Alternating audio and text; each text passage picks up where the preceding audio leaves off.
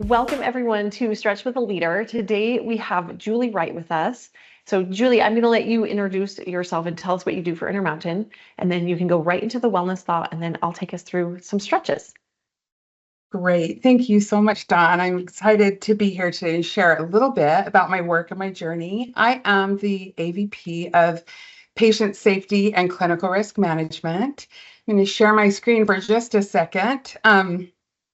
And my team is the team that does Always Safe. And I hope my computer doesn't restart right now, is the one that does the Always Safe work. It also, we work really hard to make Intermountain a high reliability organization. And to be considered a high reliability organization, there are a few things that are important. And that means that you don't make mistakes, and you work in a complex environment where you have very few failures. And when it comes to patient safety, we don't want to make mistakes at all, but we are humans taking care of humans. And so my team's job is to help set up processes and the environment so that we make it really easy to do the right thing and really hard to do the wrong thing.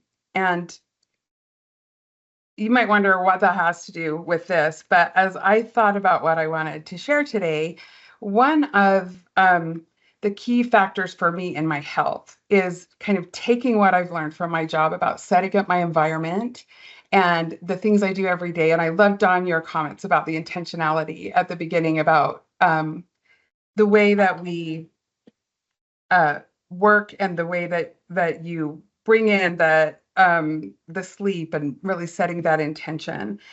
And that's important when you're talking about making it easy to do the right thing. And a while ago, I was struggling a lot with my health, both physical and mental health. And we were recently new empty nesters. And my husband and I decided one of the things we wanted to do was move from the cold winter in Salt Lake City and to St. George for a summer, or for the winter, and have summer in winter. And as we were looking for a place to rent, we got a place without a yard because we have a little dog that needs walking. And that made it impossible for us to not get out and move. And that's kind of an extreme example, but there are a lot of things we can do, I think, in our lives every day to make it easy to do the right thing, right? Put the treats up really high and put the fruit where you can see it. Cut up fruit and put it in a glass bowl so it's easy to find. If your goal is around meditating and being more mindful, do you have a place in your home that's set up that's cozy? Find a favorite audiobook or podcast and only allow yourself to listen to it while you're exercising or meal prepping healthy food. Some of these techniques that we use in patient safety have really helped me improve my health by just making it hard to do the wrong thing, setting out my workout clothes at night so they're easy to grab in the morning, just those little things. So as we stretch today, I would just encourage you to think about what in your life where you could do to set up your environment to make it really easy for you to meet those intentions and goals. Buy an alarm clock and charge your phone outside of your room if you're having a hard time staying away from the screen and not getting the sleep that you need at night. All of those little factors that can apply to almost any aspect of being well, and setting up your environment to support you. So that's what I have to share today, Dawn. And my computer didn't restart during this. I'm really happy about that. Julie, thank you. I love that idea of designing your environment to support the life that you want to live and support your goals. So thank you so much for that reminder. All right, I'm going to remove you from the spotlight and we'll get into some stretching. So with, as I bump the computer, okay. Alrighty, I've got everything on a timer, so you get to move at your pace and within your range of motion. For the 50, we're gonna do just one set per movement. So 50 seconds, here we go. We are actually gonna go right into some hip openers, and I'm going to travel. So we'll just bring the knee up and step behind, and let's see. let's actually step in front so we can walk forward. So bringing the knee up and stepping in front. And you can do this in place, and you can make your circles go backwards as well or forward. Maybe you do both. Just warming up those hips. This is going to feel a little bit more like a mobility class than a flexibility class. Now I'm stepping backwards, so my circles are going backwards.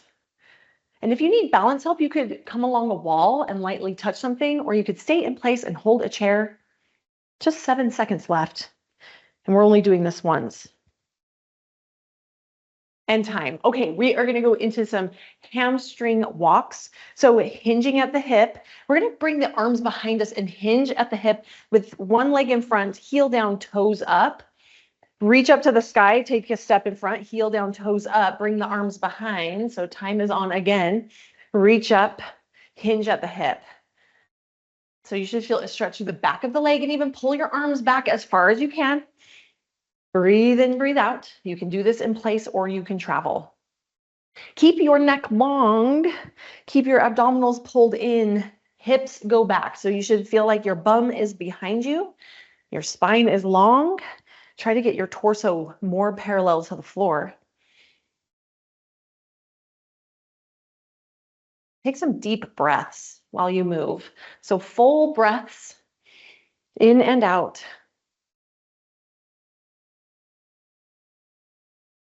7 seconds. And that is time. We're going to go from a forward fold. So feet will be wide and parallel. Forward fold, just taking your time down here. And then we'll put the hands on our hips. Hinge from the hips, so unhinging, and push the hips forward and go to a back bend. So leaning back. Let's go. You get to take your time, no rush. So I'm going to come down with my hands on my hips and hinging forward, and then I'll release my hands, release my spine, bow your head. You can even sway side to side. And then I lift up from my fingertips, put my hands on my hips, unhinge, push my hips forward, and see if I can lean back. I'm even going to change my hands so I can push into my hands and really go backwards. Breathe in, breathe out. So forward folding and unhinging and leaning back at your pace. Lifting the chin. 3 seconds, 2, and time. All right, we're going to put the hands behind the head. We'll close the elbows. Actually, let's put the hands on the shoulders. Hands on shoulders. Let's close the elbows and then open the elbows. Close the elbows and round your back now. So even look down, try to get your elbows to touch. And then reverse that action. Squeeze the shoulder blades together and open the throat and chest. So do it again. You're going to round your spine, look down, try to get your elbows to touch. Your shoulder blades are spread on your back. Upper arm bones stay lifted. They stay elevated. So in other words, not down here, but up here. Then open the throat and chest. Full breaths. Try to keep your breath through your nose. Deep inhales, deep exhales. 14 seconds left. Pinching the shoulder blades on the back. Rounding. 3 seconds, 2, and time. And we are going to go into some hip circles now. So feet are just wider than hip width apart, and you get to take your hands wherever it makes sense. And we're just trying to push them through a full range of motion. So you should feel like you can kick your hip out to the side, your bum comes behind, you kick your hip to the side, and you get your hips in front of you. So make sure you go both directions. Take your time, see if it feels even on both sides. Legs are straight. Full breath.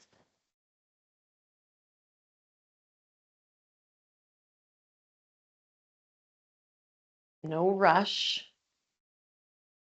If you're sitting all day, really focus on pushing the hips forward, because when we sit all day, we're kind of in this compressed position. And as we push the hips forward and open up the front side of the body, we help counteract that. All right, that is time. We are going to step behind with one leg, doesn't matter which way, but we're going to reach up and over to the side that we stepped behind. So up and over, and then we'll fold forward from here. So we're going to fold over 2 straight legs. If you need to bend your knees, of course you do. Then step back out to hip width apart. Breathe in, breathe out. Stand up from there, and then we'll do it the other way. So step behind, reach the other direction, forward fold. Take a moment to feel a stretch. Step out wide and unhinge, or you can roll up from the center. It is up to you. So we're just kind of switching side to side. We have 15 seconds left. So hopefully we get to each side one more time. I'm going to speed it up a little bit. 5 seconds. Side bend, forward fold. Good. Stepping out, and maybe I'm going to round up this time. Okay, this is our last stretch. So bend your knees just enough to get your elbows on top. You should feel like you're sitting back into a chair. It might be a little uncomfortable. We are going to work the legs. So elbows on knees, and we're going to open up to one side. So you can even press into your forearm if that's more helpful. So opening to the side, and then we'll switch sides. Sitting back, you're going to feel some work through the legs. That's okay. Think of rotating the rib cage. Full breaths. No sinking into your shoulder, no sagging. So lift out of that supporting side. Turn the rib cage. 15 seconds left. Take your time. 10 seconds. Turning and looking in that direction, even up to the sky. 3, 2, and time. Very, very good. We made it. Loop your shoulders up and back. Maybe shake everything off because it just feels good to wake up your body and shake it off. I'm going to get your